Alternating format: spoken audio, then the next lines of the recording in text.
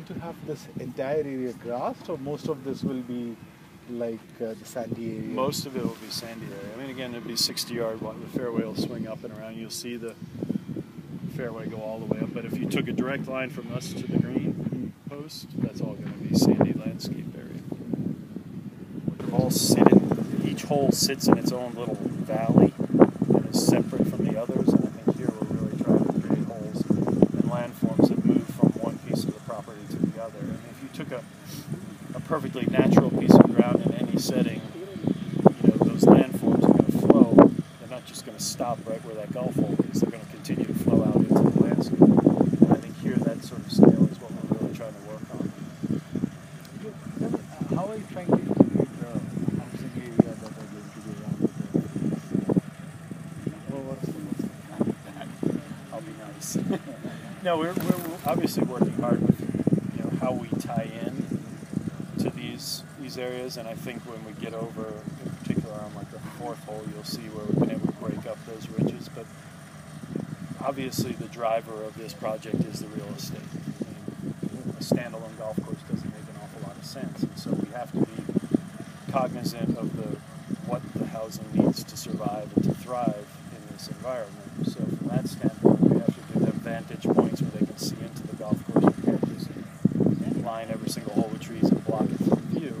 But our hope is that we can pull off, even though we have a fairly level spot for the housing, we can pull some elements off of that into the golf hole and try to blur the lines between the two so it doesn't feel like perfectly flat down into a bathtub. And I think, I hope you guys will all agree when we get out on some of the holes we're shaping right now that we've been successful in doing that. Design activities. Reynolds, who's our general contractor running the show, or equipment, etc.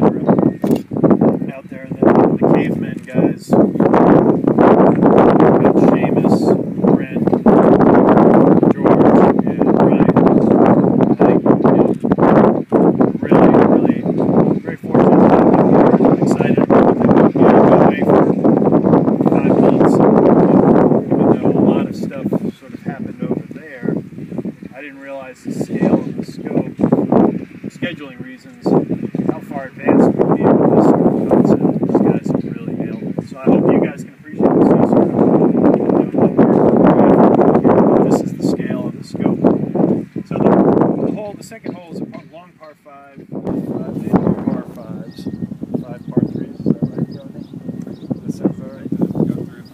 I know. Hold on. Anyway, so you can see this little hollow over here, tight grass, funnels balls down into it if you miss off to the side, but still you can putt, chip, whatever you want from down there.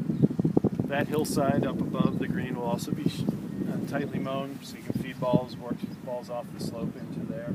And again, as I mentioned, the green really sort of has different angles to it, different hole locations that'll certainly be challenging depending on where you place your tee shot.